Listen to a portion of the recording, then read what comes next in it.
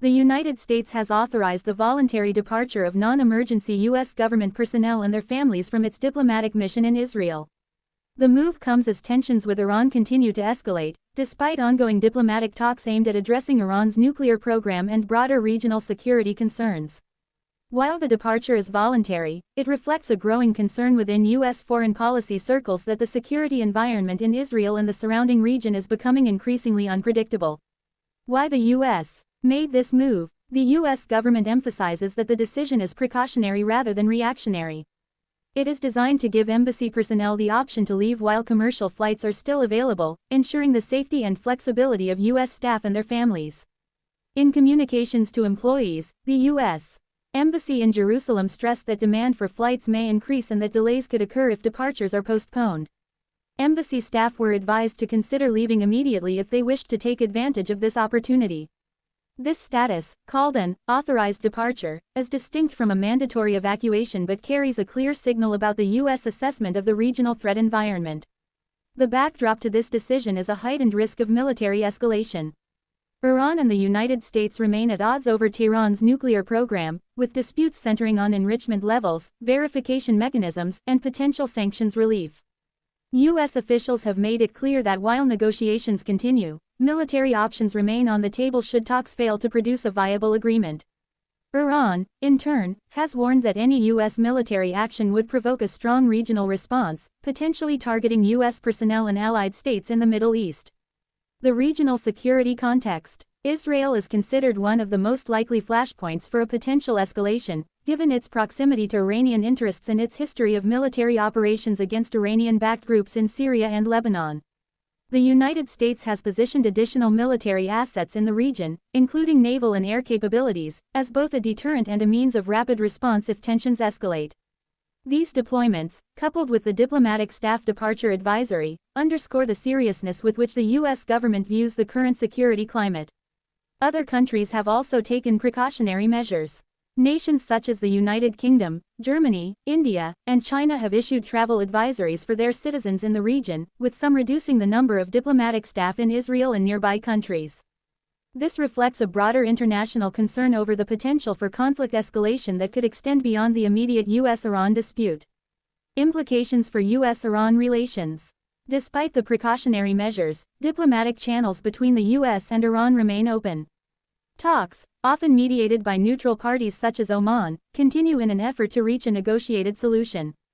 Both sides have reported progress in some areas, though key differences remain unresolved. These include the pace of Iran's nuclear enrichment, inspection protocols, and the scope of sanctions relief. The U.S. decision to allow staff to depart Israel should not be interpreted as a failure of diplomacy. Rather, it represents a dual-track approach, maintaining negotiations while simultaneously preparing for potential contingencies. This approach is designed to protect U.S. personnel while signaling to both allies and adversaries that Washington is serious about its strategic interests and capable of acting decisively if required. Strategic signaling. The move also serves as a signal to multiple audiences. To U.S. allies, it reassures partners that Washington is taking proactive steps to safeguard its personnel and interests. To Iran, it underscores the seriousness of the U.S. position, conveying that military options remain on the table. To the broader international community, it highlights the volatility of the region and the potential for conflict escalation, emphasizing the need for continued diplomatic engagement and strategic vigilance. The decision to authorize departures is consistent with past U.S. practice in volatile regions. Historically, the U.S. has often offered voluntary evacuation options to diplomatic staff in areas experiencing heightened tensions, such as during conflicts in Iraq, Afghanistan, or parts of North Africa. What makes the current situation particularly delicate is the combination of ongoing high-stakes nuclear negotiations and military posturing in a highly sensitive regional environment. Risks and potential flashpoints. The primary concern is that any miscalculation or aggressive action could trigger a rapid and unpredictable escalation. Iran has a network of allied groups across the region capable of launching attacks on U.S. interests in the Middle East, and potentially beyond. Israel, meanwhile, has made it clear that it remains prepared to act unilaterally against perceived Iranian threats to its security. These overlapping strategic considerations create a precarious environment in which even small incidents could escalate quickly. Analysts note that while the U.S. maintains military superiority in the region, Iran has demonstrated the capability to use asymmetric tactics, including cyber operations, missile strikes, and proxy attacks. This increases the complexity of decision-making and the potential risks associated with maintaining a large diplomatic presence in Israel and nearby areas. Broader implications for the Middle East. The tension between the U.S. and Iran reverberates across the broader Middle East. Neighboring countries are monitoring the situation closely, with some issuing advisories for their citizens and adjusting their own security postures. Regional stability is fragile, and prolonged or escalated tensions could disrupt trade, energy markets, and humanitarian conditions, with wide-reaching implications for both regional and global stability. Furthermore, this situation highlights the delicate balance that the United States must strike between maintaining a credible deterrent posture and pursuing diplomacy. The decision to allow diplomatic staff to leave Israel reflects the challenges inherent in this balancing act. It is a measure designed to mitigate risk without abandoning diplomatic engagement, but it also underscores the urgency of reaching a viable agreement with Iran.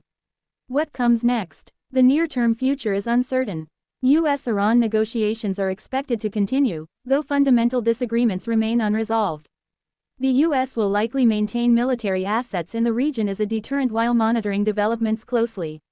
Israel will continue coordinating with the U.S. to ensure the security of its borders and key strategic sites. Meanwhile, the international community will be watching closely, with several nations prepared to take similar precautionary measures should the situation deteriorate further. From a broader perspective, the current situation highlights the interconnectedness of diplomacy, military readiness, and international signaling. Even as negotiators work toward a peaceful resolution, the U.S. is taking steps to protect its personnel, signal seriousness to its adversaries, and maintain strategic flexibility. The authorization of departures is a tangible reflection of these priorities in action. Conclusion. The U.S. decision to clear some diplomatic staff to leave Israel amid rising tensions with Iran is a multifaceted measure. It reflects concern for personnel safety, strategic signaling to allies and adversaries, and prudence in a volatile regional environment. While negotiations continue between the U.S. and Iran, the broader context of military posturing, regional instability, and high-stakes diplomacy underscores the gravity of the situation. This development is a reminder that diplomacy and military preparedness often operate in tandem. The voluntary departure advisory signals that while the United States remains committed to negotiation, it is also prepared for contingencies that could arise if diplomacy fails. As the situation continues to evolve, careful monitoring, strategic coordination, and a commitment to both safety and dialogue will be crucial for managing the complex dynamics of the Middle East.